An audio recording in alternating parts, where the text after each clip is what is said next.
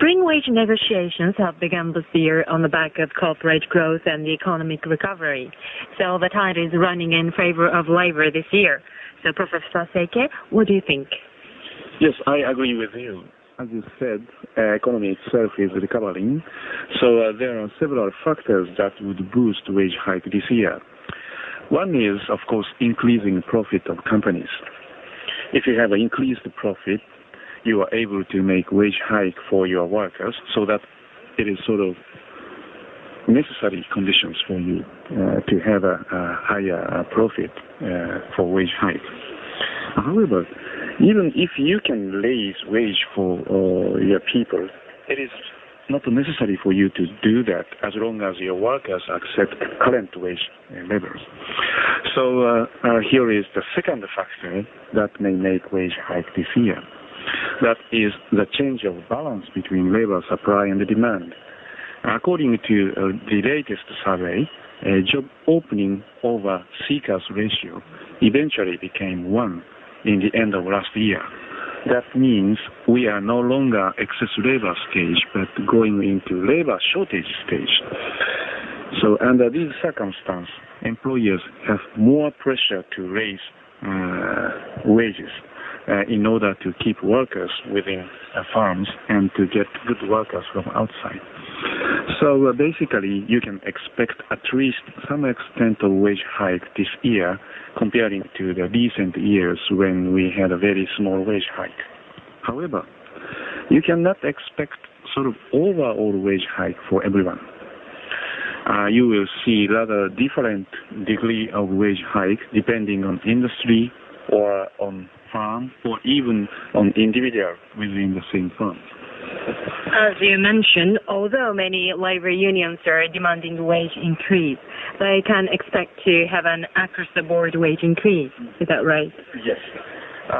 Firstly, though I told about increasing profit of companies, there are certainly very high profit companies on one hand, but on the other hand, there are still sort of struggling companies, particularly among small and medium-sized farms and farms in the depressed area.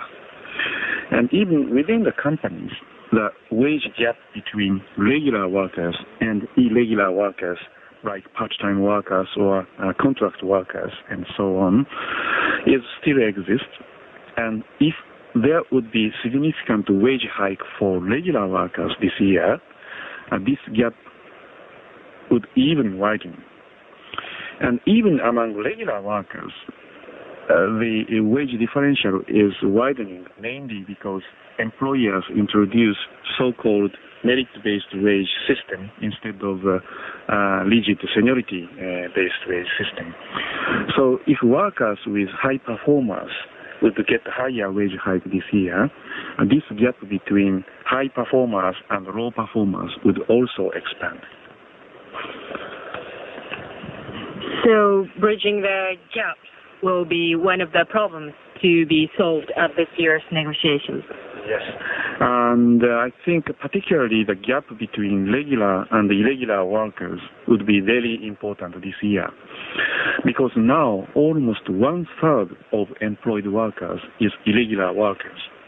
And particularly in the case of female workers, right now the majority is already irregular workers like part-timers and contract workers or so-called dispatched workers, temporary workers. And the unions, particularly its national center, Rengo, it's the Japanese Trade Union Confederations, I understand, put this matter for recent years. However, because of the serious economic situation, that cannot make wage hike even for regular workers.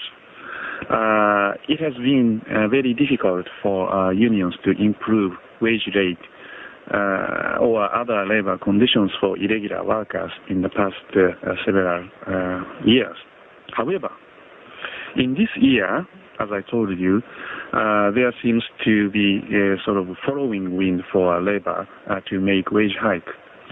So, under these circumstances, if union make wage hike only for regular workers, and not successful in the case of irregular workers, you can say that the argument that the union made for narrowing wage gap was just lip service.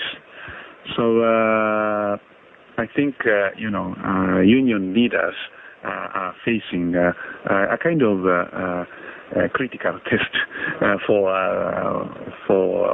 their credibility. So union have to make best effort to improve the labor conditions, particularly wages for irregular workers this year.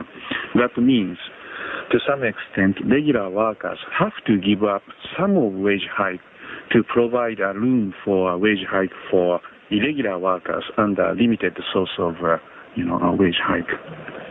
In addition to that, the issues of working conditions and circumstances surrounding workers that you have often pointed out will be important subject of the negotiations.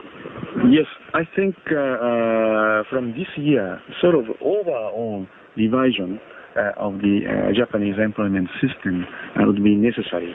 Firstly, narrowing wage gap between regular and irregular workers means that we need to reform a current or ongoing employment system in which regular and irregular workers are strictly separated in terms of labor conditions.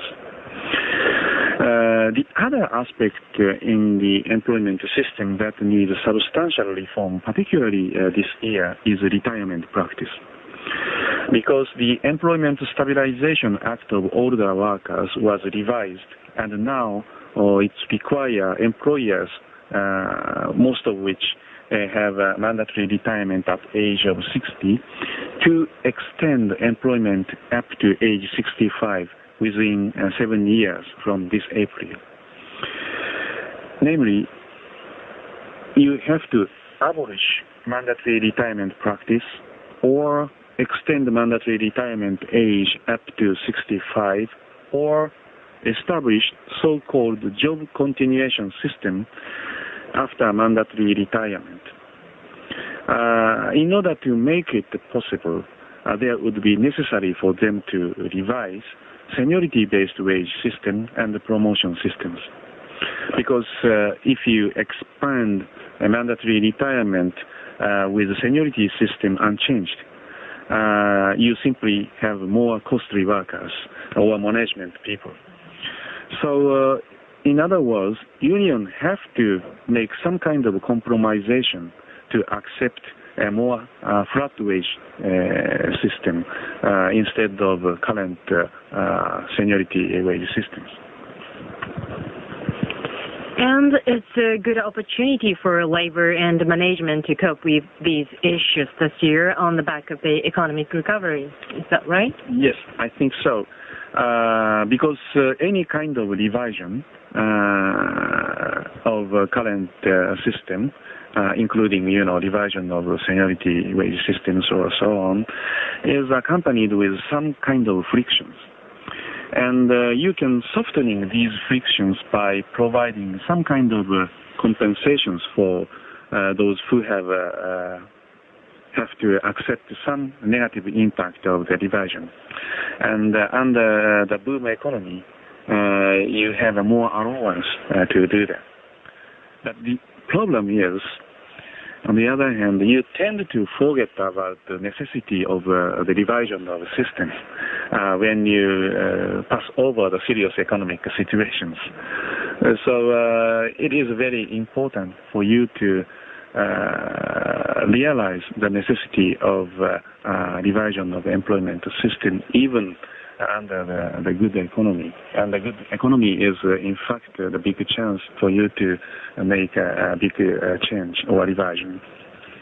Lastly, Professor Seike, do you have any other subject you want labor and management to discuss at this year's negotiations? As I told you, it is kind of repeating, but I think this timing is the very important timing for you to start revising whole employment system to cope with the change of economic circumstance, particularly the aging population. So I would say, if I am allowed to say the most important things for you to do this year, or for you to discuss in this year, is to negotiate or discuss over new retirement system to cope with aging population, particularly up to the age 2013, when the revised act require you to establish the employment continuation up to age 65. Professor Seike, thank you very much. My pleasure. Thank you.